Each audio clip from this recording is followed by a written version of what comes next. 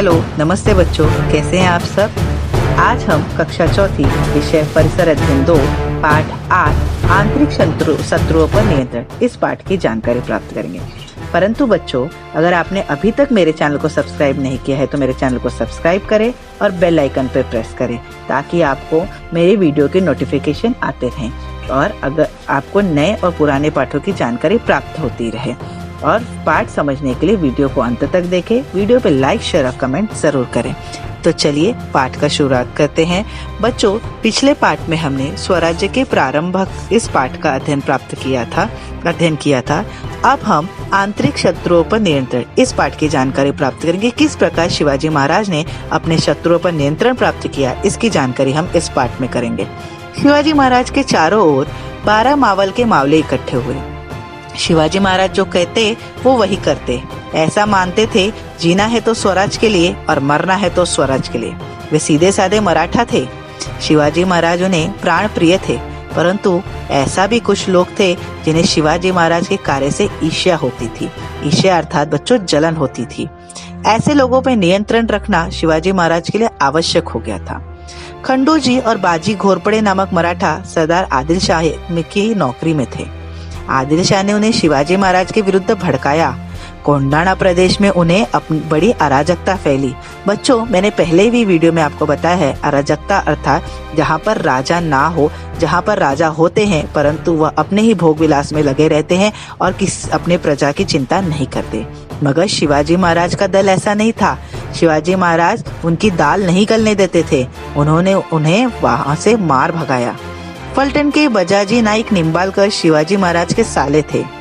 शिवाजी महाराज को उनके विरुद्ध लड़ना पड़ा, फिर भी निम्बालकर घराने के अन्य व्यक्ति शिवाजी महाराज के साथ रहे। शिवाजी महाराज के सुपे परगना में उनका एक रिश्तेदार संभाजी मोहिते था। उसने भी शिवाजी महाराज के विरुद्ध में कार्रवाइयां शुरू की। शिवाजी महाराज ने सुपे परगना में जाकर उसे बंदी बना लिया और कर्नाटक राज्य में भेज दिया। शिवाजी महाराज कर्तव्य के आगे रिश्ते नातों को नहीं मानते थे।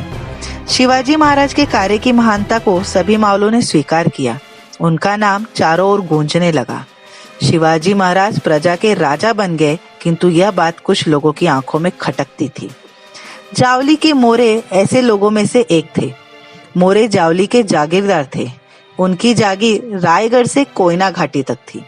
वे बीजापुर के आदिल शाह के जागीरदार थे। आदिल शाह ने उन्हें चंद्र राव की उपाधि दी थी।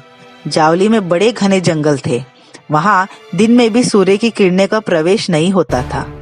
उसमें बाघ, भेड़िए, भालू आदि जंगली जानवर रहते थे।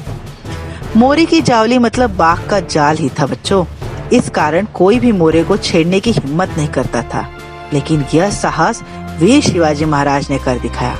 कारण यह था, ईस्वी सन 1645 में दौलत राव मोरे का देहांत हो गया। अतः उनके उत्तराधिकारियों में झगड़े शुरू हो गए। शिवाजी महाराज ने यशवंत राव मोरे की सहायता की।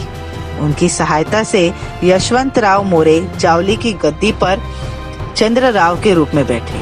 उस समय यशवंत राव ने शिवाजी महाराज को नजराना देना स्वीकार किया।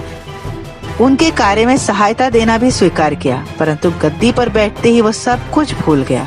कौन शिवाजी महाराज और कैसा वादा। वह उपेक्षापूर्ण से व्यवहार करने लगा। स्वराज्य के प्रदेशों पर आक्रमण करना, प्रजा को कष्ट देना आदि विभिन्न प्रकार की हरकतें यशवंत राव करने लगा। शिवाजी महाराज जान गए कि यदि इसी समय मोरे को सही रास्ते पर न लाया गया तो स्वराज्य को क्षति पहुंचेगी। शिवाजी महाराज ने यशवंत राव को पहले एक कठोर पत्र लिखा।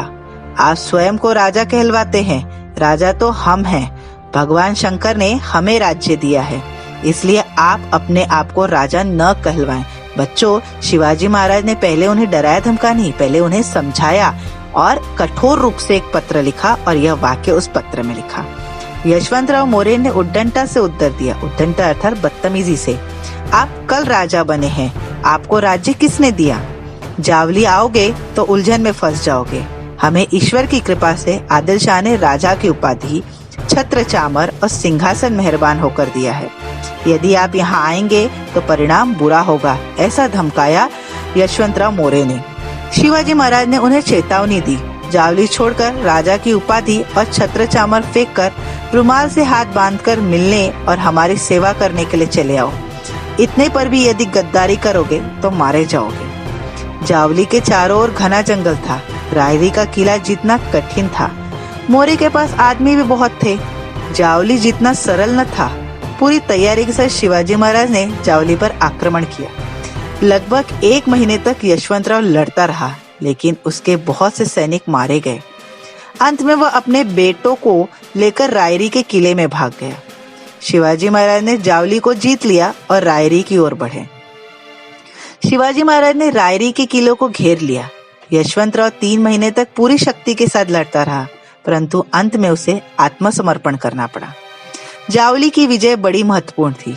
इससे शिवाजी महाराज के स्वराज्य का विस्तार पहले से दोगुना हो गया। यशवंतराव की सेना भी शिवाजी महाराज से आकर मिल गई। रायरी का विशाल किला स्वराज्य के अंतर्गत आ गया। इससे शिवाजी महाराज बहुत प्रसन्न हुए। उन्होंने इस किले का नाम रायगढ़ रखा। उसके बाद उन्होंने पास वाली भोरप्पा पहाड़ी पर एक नया किला बनवाया। उसका नाम प्रतापगढ़ रखा। तो देखा बच्चों, किस प्रकार से शिवाजी महाराज ने अपने आंतरिक शत्रुओं पर नियंत्रण रखा और वह हार न मानते हुए अपने कार्य को करते रहे।